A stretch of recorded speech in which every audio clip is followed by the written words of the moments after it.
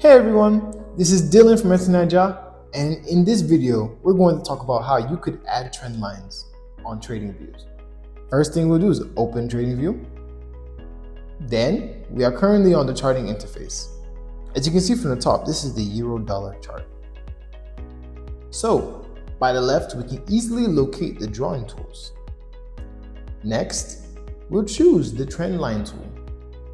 This is the arrow on the right, would show you the variety of trend lines you could pick from. In this video, let's pick the horizontal lines. Now that we have picked the line, we can just place it on our charts, just like this.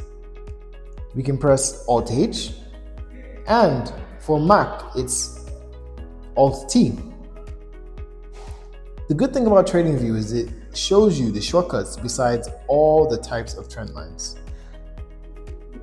You can customize the trend line if you like by double-clicking the trend line.